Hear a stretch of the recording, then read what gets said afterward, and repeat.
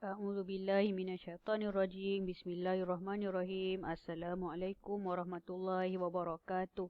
Okeylah anak-anak Ustazah yang berada di tingkatan 1. Hari ini Ustazah teruskan lagi bidang baru bagi mata pelajaran KKQ. Okey, hari ini kita nak sentuh topik yang pertama dalam bidang hafazan Al-Quran. Okay, kita dah belajar bidang ulumul Quran, kita dah belajar tajwidul Quran. Jadi, dalam bidang ini, anda kena belajar hafazan Al-Quran. Cuma, anak-anak, untuk tingkatan 1, introduction ataupun permulaan subjek bidang hafazan Al-Quran ni, kamu hanya belajar teori saja dulu. Ya? Yeah? Bila dah habis belajar teori, barulah kamu mula menghafal. Jadi untuk topik pertama, tajuk-tajuk yang akan kamu cover ialah pertama, kelebihan menghafaz Al-Quran. Kemudian seterusnya kamu akan belajar adab-adab menghafaz Al-Quran. Tapi untuk kali ini, untuk video pengajaran kali ini, Ustazah hanya sentuh tentang kelebihan menghafaz Al-Quran sahaja. Jadi tak banyak anak-anak. Okey, mari kita tengok buku teks. Buku teks di bahagian mukaddimah. Okay, Al-Quran ialah kitab suci umat Islam, diturunkan kepada Nabi Muhammad SAW melalui perantaraan malaikat Jibril alaihi salam dalam bahasa Arab sebagai satu mukjizat yang kekal hingga hari kiamat. Jadi kalau kamu masih ingat, ini adalah sebahagian daripada pengertian, takrif ataupun definisi Al-Quran. Okey. Setiap umat Islam mestilah menjadikan Al-Quran sebagai panduan hidup untuk mencapai kebahagiaan di dunia dan di akhirat. Okey. Para sahabat ridwanullahu anhum ajma'in menghafaz Al-Quran sebagai satu amalan dalam kehidupan. Kita tahu para sahabat tengah berperang naik atas kuda baca Quran. Tengah bercakap lapikkan ayat-ayat percakapan seharian dengan Al-Quran. Jadi para sahabat memang bergelumang dengan Al-Quran di dada dan di fikiran. Okey. Rasulullah telah menjadikan kaedah hafazan sebagai satu cara penerimaan wahyu Allah. Kita tahu kan, Nabi Muhammad menghafaz ayat Al-Quran yang malaikat Jibril sampaikan di dalam dada. Okey, pada waktu bulan Ramadan, Malaikat Jibril akan tasmik hafazan Nabi sekali. Okey, kecuali pada tahun baginda wafat. Pada tahun baginda wafat, baginda membentangkan membentangkan hafazan Al-Quran kepada malaikat Jibril sebanyak 2 kali. Harap anak-anak tahu. Okey. Kemudian boleh dikatakan kesemua sahabat menghafaz Al-Quran. Oleh itu, kita sebagai umat Islam perlu membudayakan amalan hafazan Al-Quran dalam kehidupan sebagai menuruti sunnah Rasulullah. Ya anak-anak, menghafaz Al-Quran pertama sekali anak-anak kena pegang ittiba' as-sunnah.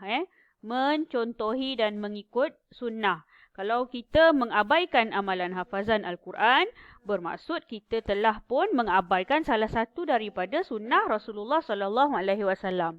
Jadi anak-anak kena tanamkan yang tu dulu dalam hati. Niatkan menghafaz ayat hafazan dalam mata pelajaran KKQ ni untuk ittiba' as-sunnah, untuk mengikut sunnah. Okey, jadi kita tengok di sini. Kelebihan menghafaz Al-Quran semua sekali ada 6. Okey. Dapat menghapuskan dosa-dosa kecil. Ya, insya-Allah setiap kali kita mengulang ayat hafazan, dosa-dosa kecil kita macam menipu, bercakap buruk tentang orang, ataupun mengabaikan solat di awal waktu. Dosa-dosa macam tu akan terhapus setiap kali kita menghafaz Al-Quran.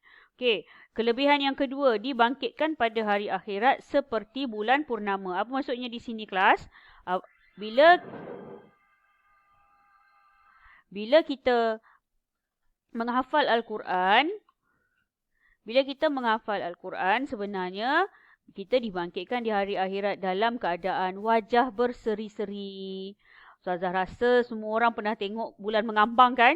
Macam mana cahaya bulan waktu mengambang?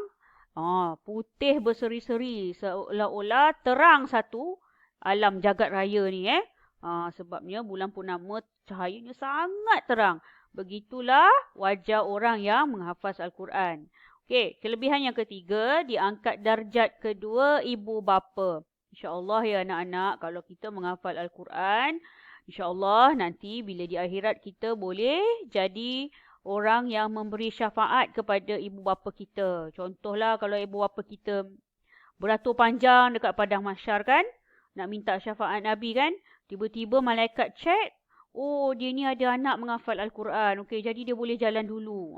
Macam tu Orang yang menghafal Al-Quran dia boleh bagi syafaat kepada ibu dan ayah dia. Okey. Kemudian kelebihan yang keempat, tergolong dalam kalangan orang-orang yang mendapat syafaat pada hari kiamat. Okey, ini samalah macam yang ketiga tadi Okey. Sabda Rasulullah sallallahu alaihi wasallam, "Iqra'ul Qur'an fa innahu ya'ti yaumal qiyamah syafi'an li ashabihi." Iqra', bacalah Al-Quran. Sesungguhnya Al-Quran itu akan memberi syafaat kepada pembacanya di hari kiamat. Maksudnya nanti bila kita di padang mahsyar, bila kita di hari kiamat, Al-Quran itu akan datang dan menjadi pembela kita di hadapan Allah Subhanahu Wa Taala. Katalah kalau kita ada buat dosa, kemudian dosa itu boleh di-cover dengan persaksian daripada Al-Quran. Al-Quran akan kata kepada Allah Subhanahu Wa Taala, Ya Allah, dulu anak Adam ini membaca aku. Jadi jangan kau seksa dia. Al-Quran boleh cakap macam tu di hadapan Allah Subhanahu Wa Taala untuk menjadi pembela kita di alam mahsyar nanti kan. Okey, kelebihan yang kelima, dirahmati Allah di dunia dan di akhirat. Tak ada yang lain yang kita nak dekat dunia ni selain daripada redha dan rahmat Allah. Kalau kita dapat redha, dapat kasih sayang Allah, insya-Allah hidup kita akan tenang dan mudah, urusan lancar semuanya. Okey, dan kelebihan yang keenam ialah diumpamakan seperti buah sitrus. Buah sitrus ni ialah buah limau. Pernah bau tak bau lemon? Pernah bau tak bau limau nipis? Pernah bau tak bau limau purut? Wangi kan? Itulah yang dikatakan diumpamakan bau buah sitrus kerana harum bau peluh dia. Orang yang menghafal Al-Quran kebiasaannya bau peluhnya harum. Okey. Jadi Ustazah sentuh sampai di sini saja untuk kelebihan menghafaz Al-Quran. Ustazah harap bila tahu kelebihan-kelebihan menghafaz Al-Quran ni, anak-anak lebih rasa bertanggungjawab semasa menghafal Al-Quran. Menghafallah dengan niat yang betul dan menghafal dalam rangka untuk memastikan hafazan itu tidak hilang. Okey, Ustazah sudahi video kali ini sampai di sini. Ustazah akan post latihan dalam grup WhatsApp. Okey? Terima kasih kerana mendengar ya anak-anak. Assalamualaikum warahmatullahi wabarakatuh.